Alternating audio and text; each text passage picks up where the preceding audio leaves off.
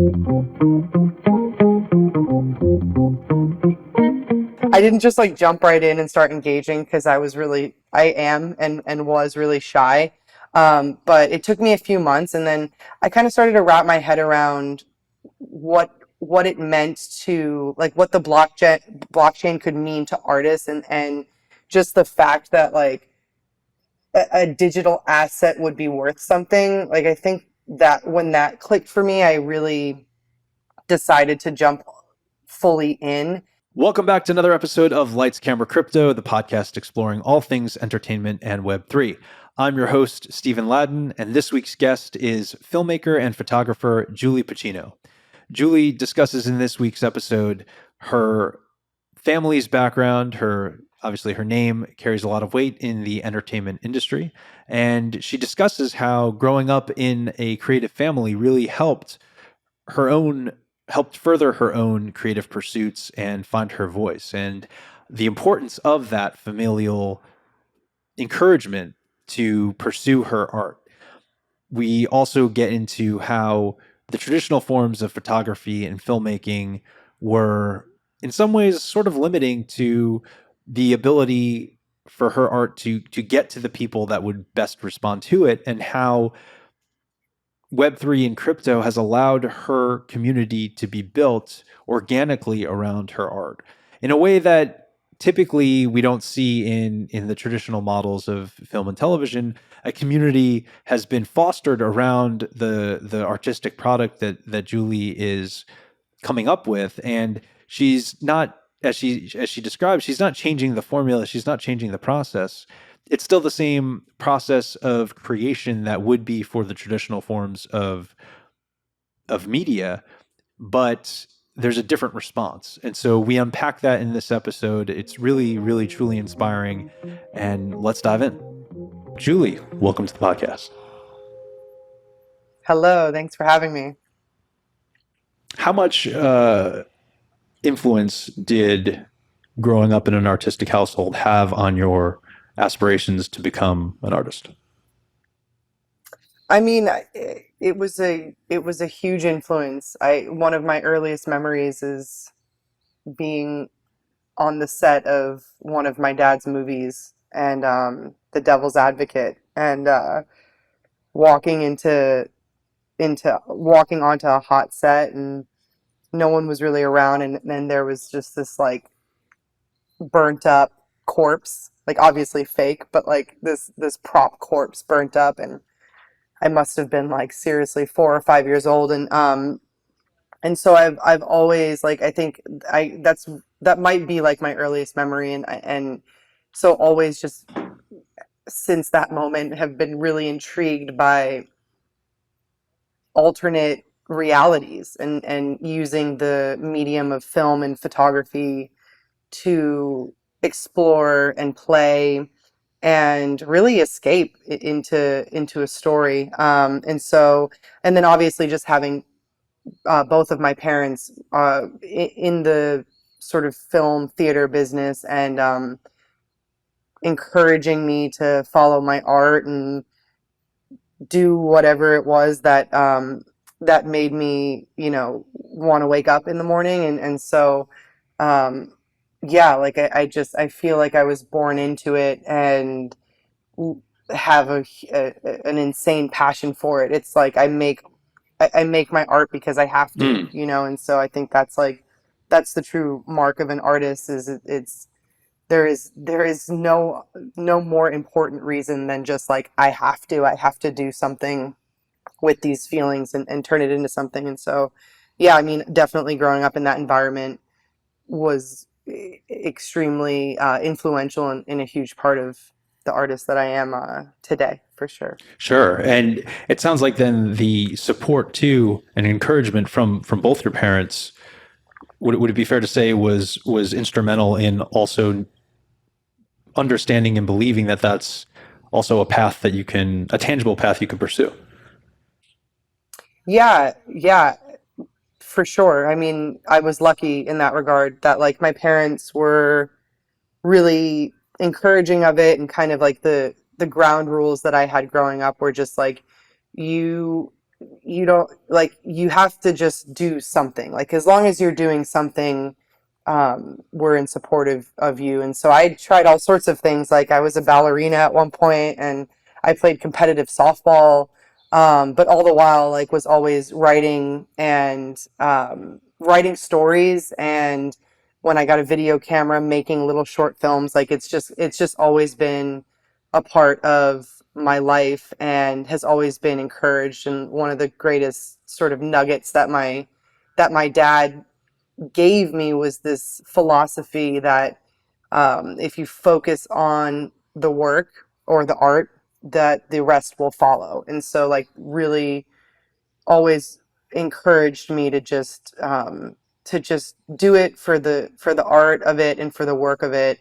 And often it's hard not to get caught up on like when am I going to be making a bunch of money doing this, and that's which is important. Like I like artists deserve compensation, but I think more towards like when I was getting started in the film business, those words of encouragement really helped me kind of like stay patient, which is a hard thing to do when you're 19 years Sure. old and and you're out of the house and you just want to make everything happen all at once. But yeah, definitely amazing, amazing having just access to my parents as artists and being able to ask them questions as I like move along my life journey as an artist. And how freeing too are those words, to be able to essentially create, as you said, from an artistic standpoint of expression versus like I need to do this or I have to do this. I mean,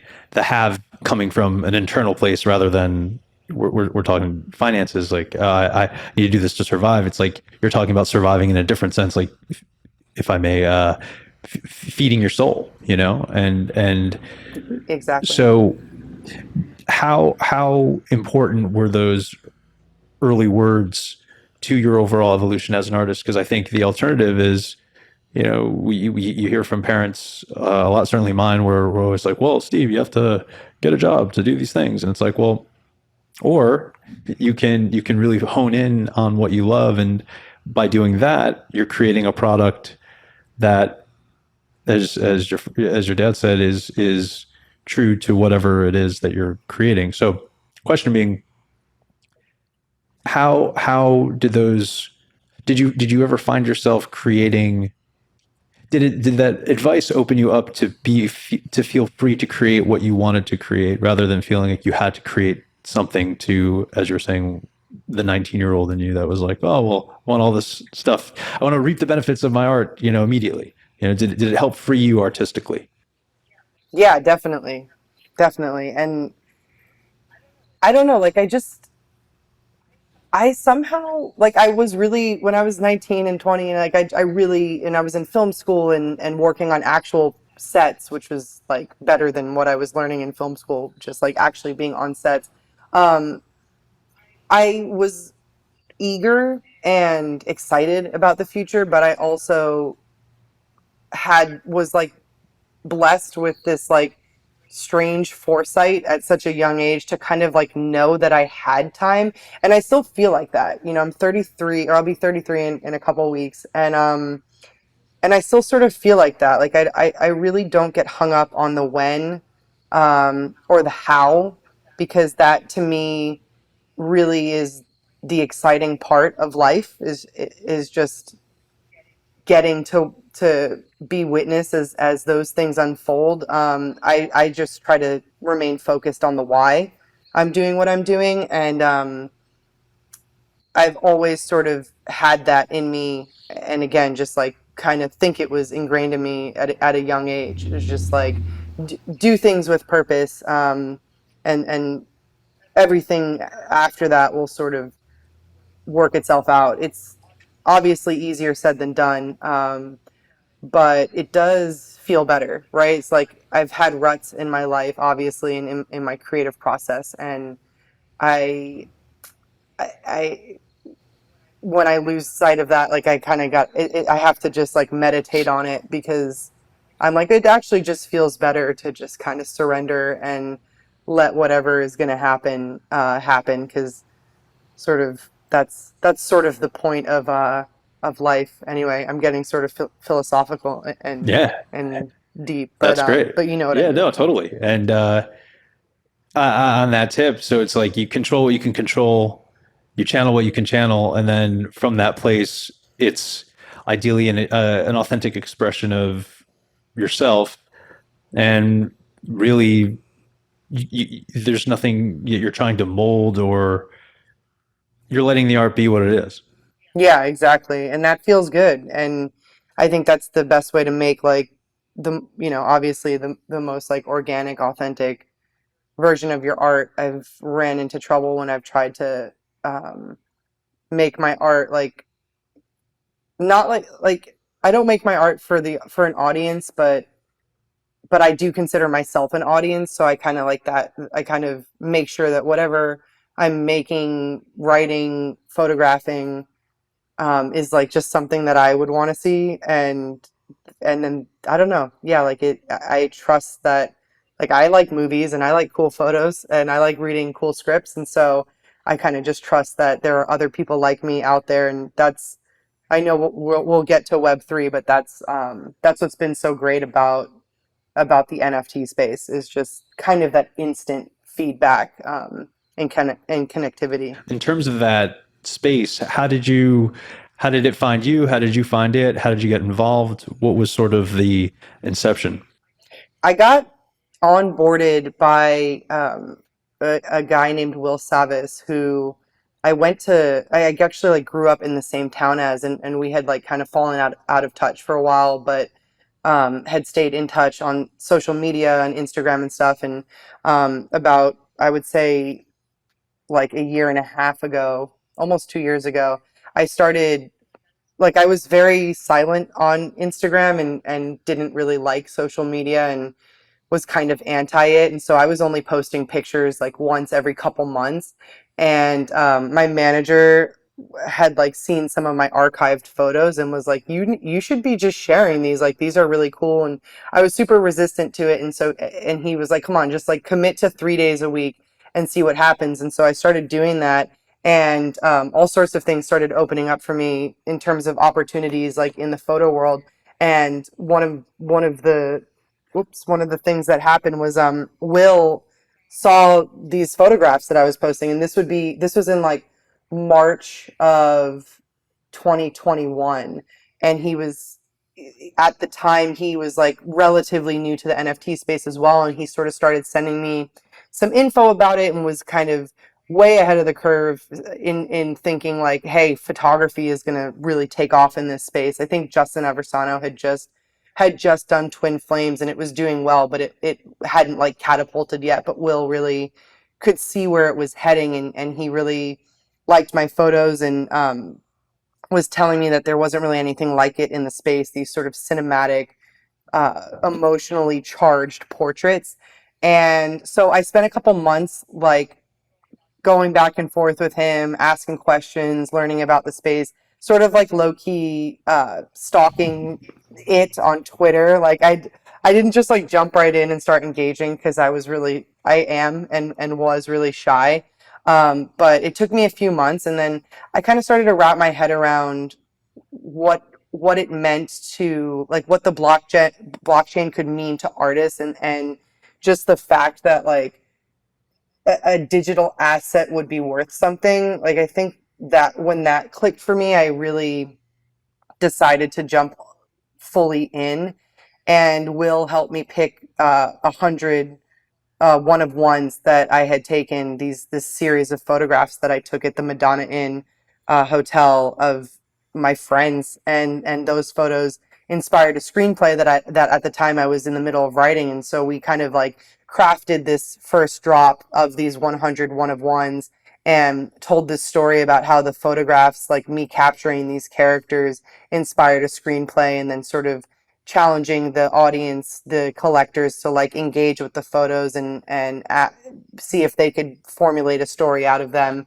And so I dropped that in August of 2021, and it we sold out in under 30 minutes. And Wow. like suddenly, I was just connected to all of these amazing people, and I was having conversations about my artwork that I'd never had before, and I felt like my voice was heard. And like I talked about earlier, like I felt like suddenly there was just this audience that saw things the way that I did, and and yeah, like it was amazing. And people were asking me, well, what's the movie, and where can we see more about the movie? And I haven't really looked back since then. You know, I kind of found the place that I know I want to create in. And so it's been a magical, sleepless year and change in the space. Sure. And what's really cool about that, it sounds like so prior to discovering and immersing yourself in the NFT world, art and your sharing of it was, as you said, you know, you were a little more shy, perhaps a little more reserved with when it came to sharing photos and stuff like that. And what's cool to hear is that not only entering the space were you, you know, dipping your toe and sharing a little more, but the feedback was really positive, and not only positive, but validating to the expression of what you were trying to put out there. So it sounds like it was the kind of the perfect blend of, hey, I'm opening up and sharing with the world, and now I'm getting the feedback that's in line with what I was trying to put out there to begin with. Yeah, you just said it. Like the space rewards vulnerability. In my experience, and that's a really vulnerable thing to do. Like it's not to be taken for granted. Like sharing your artwork with a bunch of people and putting it on the internet for everyone to look at and scrutinize is really scary. And showing up to talk about what you're expressing with your work, like these are things that are challenging for artists to do. And um, before Web3, I felt like I was doing a lot of it, showing up, talking about my artwork, sharing it with people, but I felt like it was almost like I wasn't being heard. I was grinding every day and trying to get, you know, traditional film people to be on board with my vision, but I wasn't really getting anywhere. And then in Web3, it was like I I was still grinding as hard and showing up every day. Only this time people were paying attention and engaging with me, and that's like so to have that validation and feed and like instant feedback as an artist and as a businesswoman is is just like has just kept me going and Mm. has helped me open up and not be as afraid to be vulnerable and you know, just myself. In terms of a artistic creativity standpoint, is it the same process creating for Web 2 and Web 3? Just Web 3, as you're saying, you're heard and validated versus the more traditional model. There may have been it may have been a higher climb to get that same level of being seen and you know validated.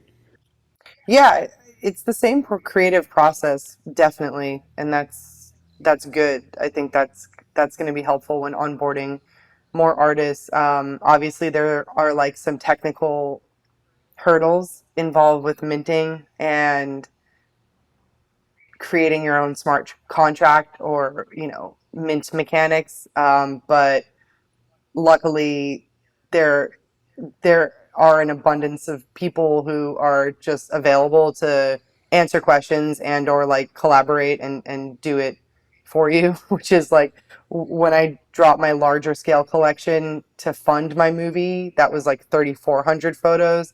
I luckily had a great team, great partner in Bueno, Pablo Stanley's company, and they just held my hand through it and were amazing. But in terms of like the creative process of actually making the assets, it's just exactly the same as Web 2. It's just like more people will pay attention to it in Web 3, which is amazing. Sure. So same process, just sort of different sandbox in which everything exists. Yeah, 100%.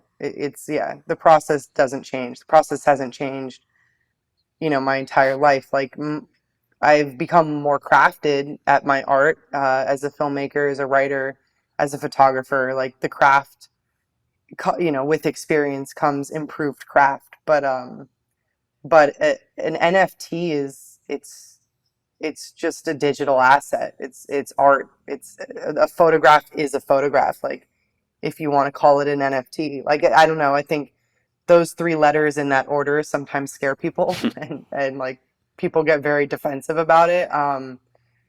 And it's just kind of irrelevant uh, to me because I'm an artist, and it's just a way of sharing and monetizing my art. Sure. So in many ways, it's no different than you could say a traditional print. If you had one of 100 that were off of you have a photo, the original photograph, and then you have 100 signed prints. Isn't it essentially the same thing, just digitized? Yeah, yeah, exactly. It's just digital versions of that, and I like to offer actual framed prints with my one of ones that I sell because I'm like looking at a picture that I took on my wall right now. Like I think hanging like physical pieces in one's house is like I do it, and I like to offer that. But obviously, like everyone has a digital, or most people have digital identities now. Like we don't even think about it. It's kind of become so natural in a really weird synthetic way, for us to just like we exist online and Instagram and Twitter and sharing your story, and here I'm taking a hike today, here's a picture of it. Like that's all part of one's digital identity, and so if my artwork is a part of my identity, then digitizing it and putting it on the blockchain just makes sense. Like why wouldn't things that are digital carry value? Sure. That's just kind of the direction that we're headed, for better or for worse. And I resisted it at first, but now I've sort of embraced it, and it feels great. Awesome. And it sounds like on a personal level too, the kind of entrance into the space has kind of overlapped and coincided too with again that timing of initially, as you said, you're kind of resistant, held off as long as possible, but it's actually, it sounds like, allowed you to open up to and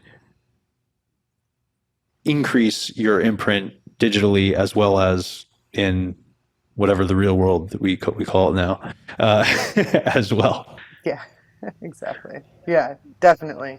I mean, there's a big barrier to entry. Like I was just hesitant at first because like I think like the barrier to entry is massive because there's like such a stigma around crypto and decentralized art trading or purchasing or selling, because you just hear those horror stories of someone that like accidentally sent $1 million to the wrong wallet, Yeah. and or like lost their password, and like, and so it's interesting, like in the Web 2 world, like how that narrative is really pushed, and like crypto is just like, oh, there's no customer service for crypto. And it's just like, well, I've like sat on hold with Chase Bank for hours and like wanted to pull my hair out.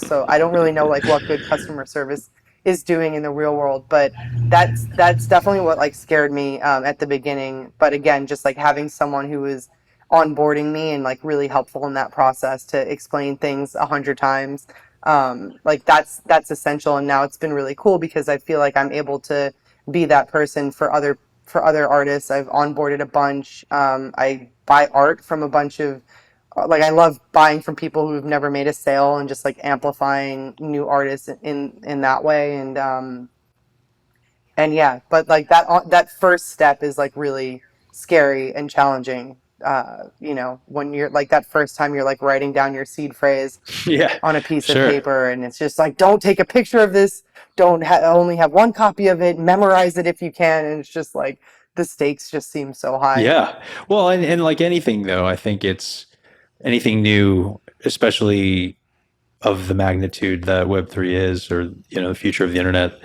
Uh, it's kind of like riding a bike, though. It might seem awkward at first. It might seem foreign. What's the point of this? And then, oh, there's a practical use to riding a bike. There's a practical use to owning your own data and to being an informed internet user in the sense of, oh, well, I'm going to have my own wallet. And like to your point, you can be on hold with a bank for an hour and that customer service isn't really doing much for you. Or you could spend that hour learning something new that then you can have total control over. And sure, like Exactly. anything, there's inherent risk, but it seems that, if the risk is more on you rather than external risk that you have no control over. So, Exactly. Yeah. And it's the same thing coming from, like, it's the same thing on the side of like being an artist. Like, I don't know, there's also like a misconception that it's really easy and that you can just show up and like put your art on the blockchain and then it's just like, okay, am I not a millionaire yet? It's just like it's like that. And that's such a misconception because it's like I like maybe work harder than I've ever worked as an artist, but again, the feedback is so instant that there's like it's like really easy, it's a lot easier to stay motivated. But in this space, since it is decentralized and it's the beauty of it is people showing up as themselves and the accessibility that it brings. So more than ever, I've had to really put the work in myself, do the outreach myself. That's what works best in this space is that authenticity.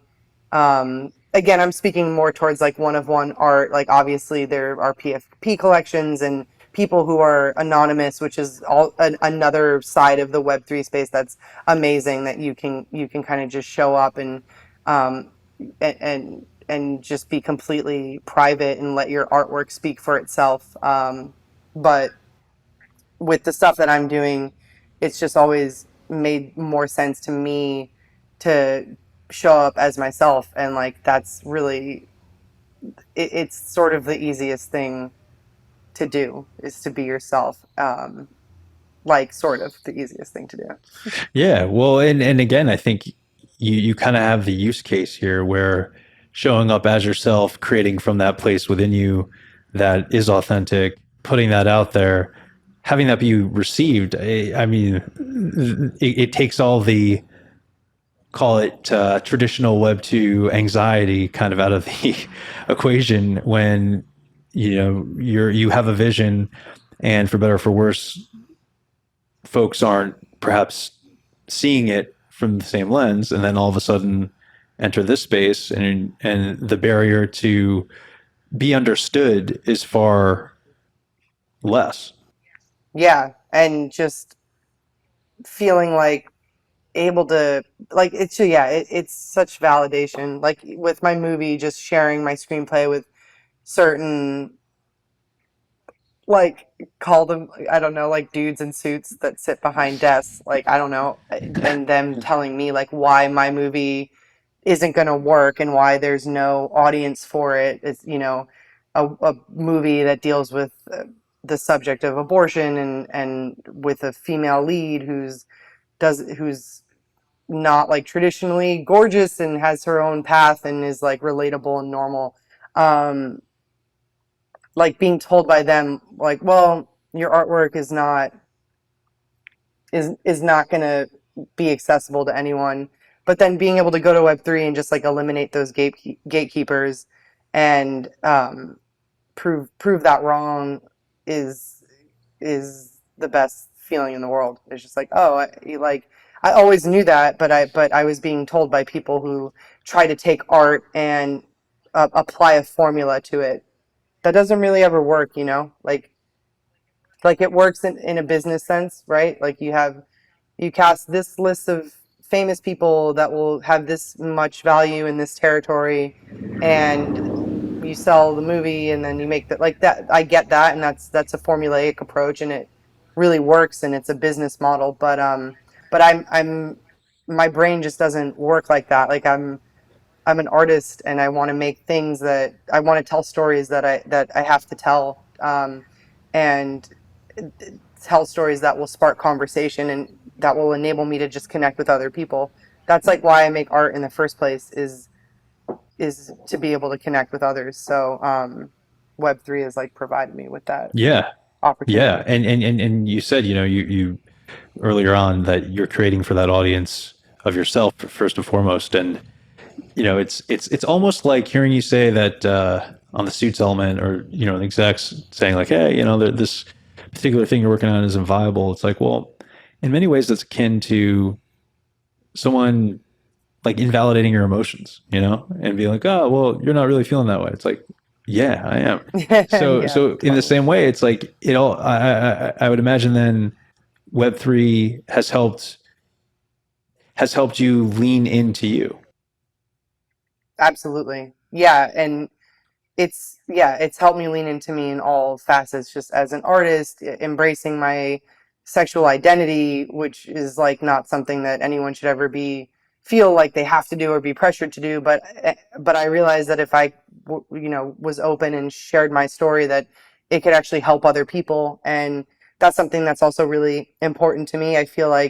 Um, I feel like positivity and making people feel like they're seen and heard and that their art does have value. Like, I think that the ripple effect that can have, like if you just are able to provide one person with that feeling, or help them find that feeling within themselves, like that spreads so quickly, so much quicker than negativity. And so in terms of like a life's purpose or whatever, like I really, I don't know. I've been born into an awesome life. I knew at an early age like what I wanted to do. I had a family that supported that, and still supports it. And so I just like, it's really important to me to try to provide those opportunities for as many other people as possible. And I think that like ultimately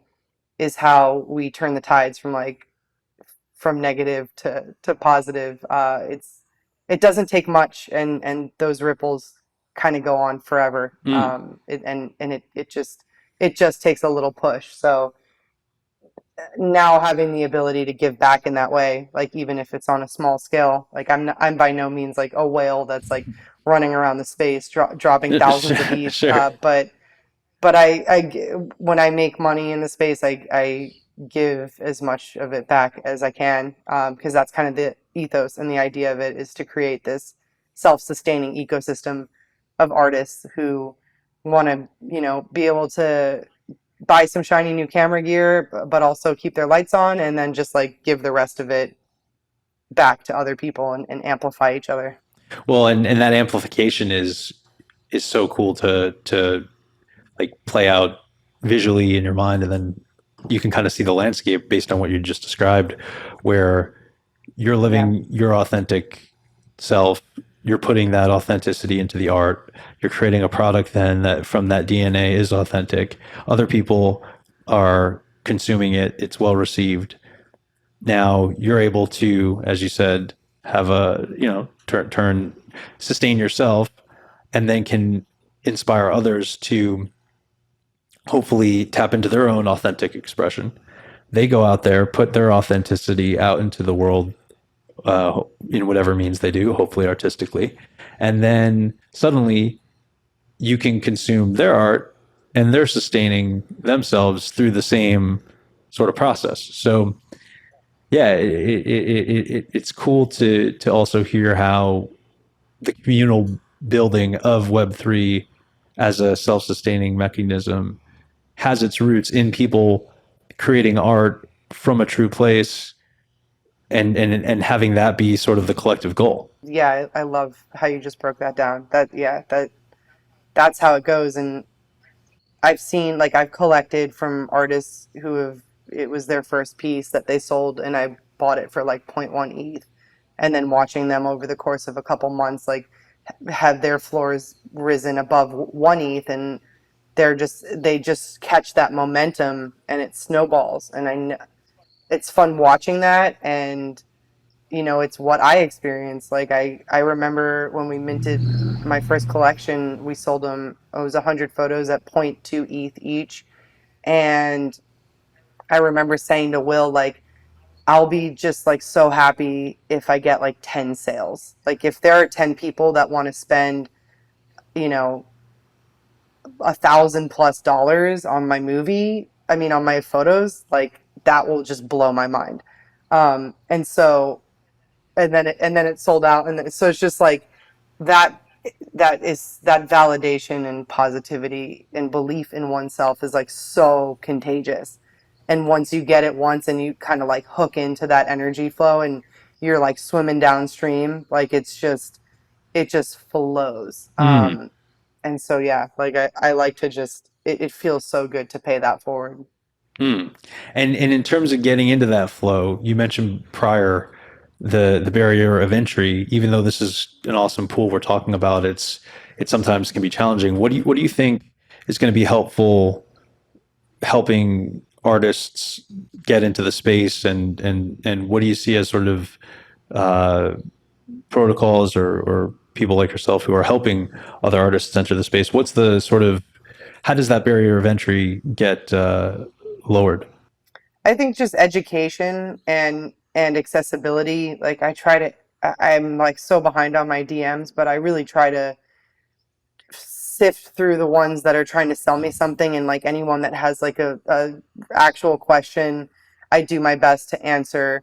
I think that's the key, just like mainstream education and obviously mainstream adoption, which is happening in major ways, right? It's just like Adidas and Facebook, even though the jury's out on whether or not like them Yeah. coming into the space is a positive or a negative. But the point is like that those kinds of things, and even platforms like one of or a Nifty Gateway that like allow you to make purchases without having to have a MetaMask or hold crypto. Like those are all things that that will ultimately help. And honestly, like I think the main thing is just time. Like it's I don't know. I'm not that old, but I do remember when email was like a thing, and it was like no one really got the point of it. And now look at us. You know, we walk around with inboxes in our pockets. So I think just time will help. And in the meantime, accessibility and education and trying to like destigmatize the whole situation. But that's tough because we're going up against centralized companies and corporations that don't want us to have this freedom. So there's a lot of politics and like I don't know, propaganda might be a dramatic word, but I'm gonna use it. Like there's a lot of that going on in Web 2 that's like scaring people off. Sure. Well, and to your point, there's a lot to lose economically, I think, for a lot of those larger entities that would, you know, when anytime, as we've seen throughout history, throughout the ages, anytime economics are play a role, there's certainly factors that try to influence the tides. But it sounds like just I mean from the freeing nature to your experience and sort of again that communal aspect of what where it appears Web3 is going, that it's going to be undeniable, and it probably already is in many ways. It's just going to be, I guess I'm repeating you, a matter of time before things Yeah, kick exactly. off. When in terms of just your artistic process, is when you choose a photo or a piece for a collection, what goes into it for you? Like, how do if you're looking at, you mentioned the hotel collection that was associated with the movie. Like, how do you end up choosing what goes in? If something's on the borderline, what pushes it over the edge? How does it all for you make the cut or not? That's a great question.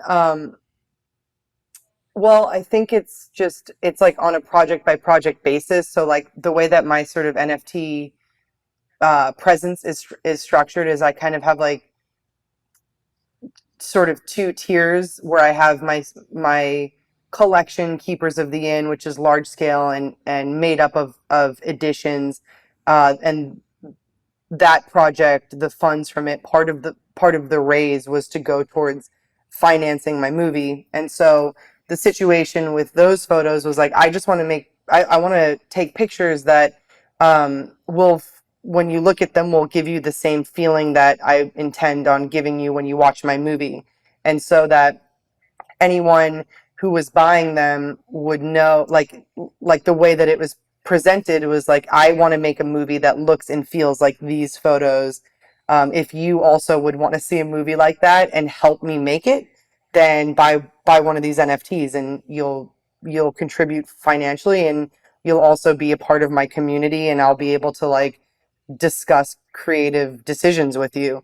So that's what that drop was all about, and that was kind of like my reason why NFTs. Like I see a lot of people come into the space and just like do it for the sake of doing it or trying to make money, and for me, and I know that some of those are successful, but for me, just like having that intention of like why Web3, well, because when I did my first collection, I was stimulated by the conversations I was having with my collectors, and those conversations inspired my art to be better. Like they were pointing out things that I hadn't even intended, that I was seeing, that I was like, oh, that's a great idea.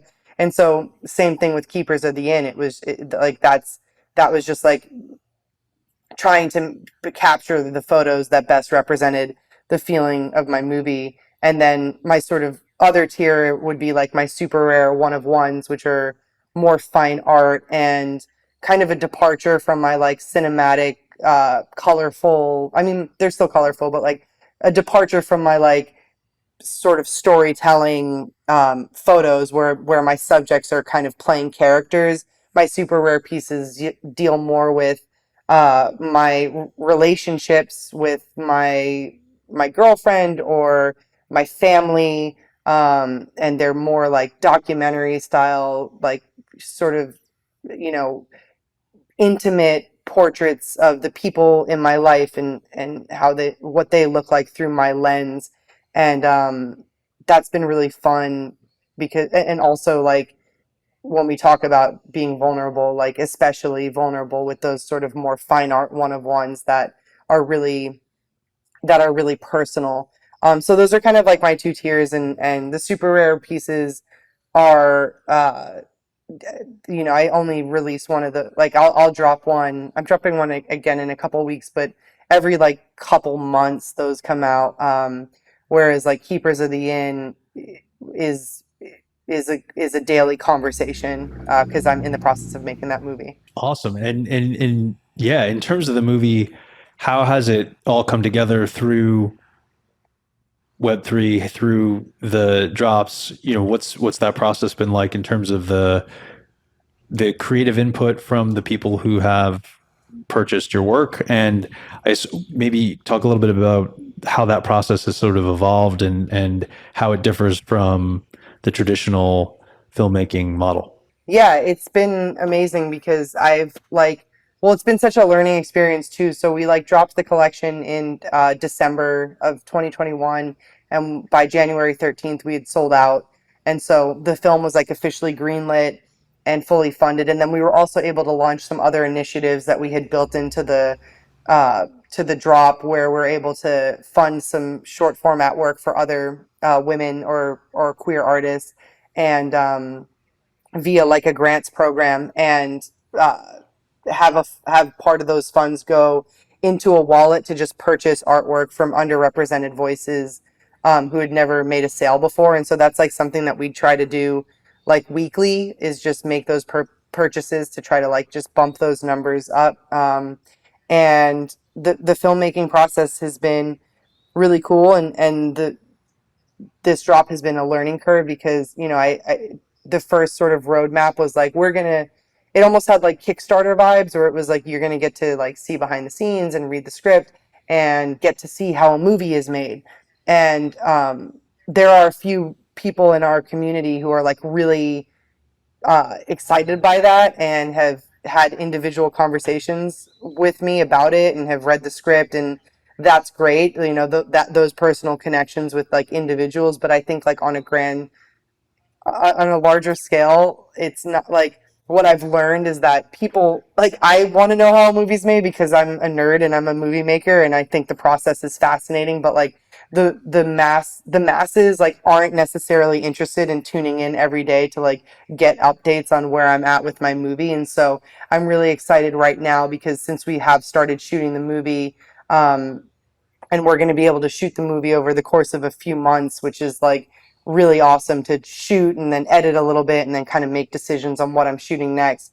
We're going to be like announcing a roadmap version 2 to reactivate the community, where we're packaging that same information but in like a creative way, where we're inviting people to sort of be a part of this thing, this larger Keepers of the Inn brand, where the movie is a part of it, but you know, there's like the identity of it is beyond that, and being a member of the community means more than just getting like daily updates on, you know, what in my shot list has changed, you know. But like my door is open to members of the community who do want to know what's going on with that, because again, like I'm a junkie for the process and I love it, and I will like answer the phone and talk to anyone about it, for you know, for as long as they want, because it's just so fun for me.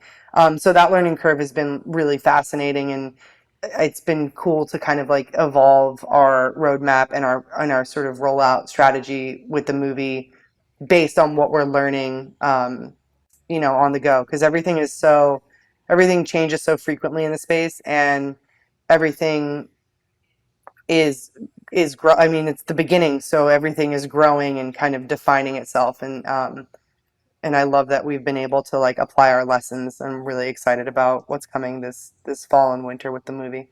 Awesome. And so it sounds like it's kind of like a choose your own adventure.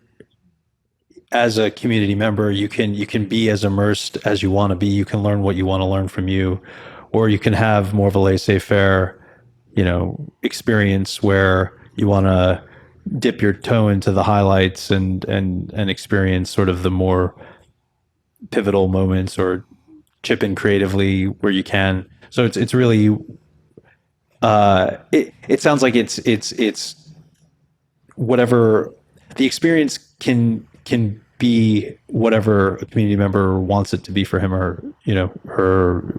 Totally. Rather than, hey, as you were saying, the traditional Kickstarter model, like, hey, this is what you get at this level, and this is what you get at this level, and this is what you get at this level. It's more, hey, what do you want to do? Here's what you're able to do. Yeah, and just kind of gamifying the experience, because like my movie, there's like a very cultish aspect to it. It's a psychological horror film, and but there's like these sort of witchy ceremonies that go on within it, and so just like translating that into Web3 stuff and building the community more around like the lore of the film and the world that I'm creating within the film, as opposed to like the movie itself, which is sort of, in a sense, more technical. Whereas, like, I feel like I really want to expand our reach and expand the brand and have it be this real, you know, community with layers to it. And so I like, yeah, that's kind of the trip that I'm on now, and where my mind is at in terms of the future for the brand. In terms of the future of the brand and the future of the space, what do you see as the future for NFTs and crypto art, and really what does the future look like just in the space in general? I wish that I could answer that question like honestly. Like I have thoughts, but everything, like I don't even, like, even just over the course of the like year and change that I've been in the space, so much has happened and shifted, and so it is like truly unpredictable. But I guess one thing that I'm as sure as one can be of is that digital assets, and uh, creative freedom and power to the artists is where we're headed. It's the future, and I don't know what that looks like in like a tangible, describable way, but I know, like I trust my instinct that like that's all real and not made of sand. Everything else, I just don't know. I'm kind of along for the ride. Sure. Well, and how validating too is it that, you say like those are your instincts, and it's like your instincts, your creative instincts led you to this point now, and kind of thwarting the traditional powers that be, and it's all led to, if anything can be taken, it's in any part of life, trust your instincts. And it sounds like this is just one piece, that you trusting the direction of your art going into NFTs was just one part of your overall creative evolution. Yeah, perfectly put. Exactly. Like trust your instincts and just, buy the ticket, take the ride type of thing. Amen. Aside from the movie, anything else coming up that we can expect to see from you in the coming months, within the next year, or is really the sole focus on shooting and editing and getting everything wrapped? Yeah, I mean, main focus is the movie, but I have a couple more super rare pieces that are coming out this year, photographs, and yeah, I've got some stuff brewing, some exciting announcements that are coming. But at the present moment, it's just full focus on the movie and the creative, which feels great. Yeah, amazing. Well, Awesome. this has been another episode of the Lights Camera Crypto podcast. Julie Pacino, thank you so much. Thank you. This is great. Awesome.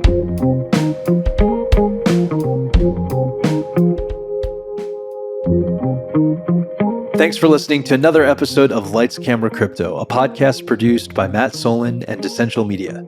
Music by Brian Duncan and Kareem Himes.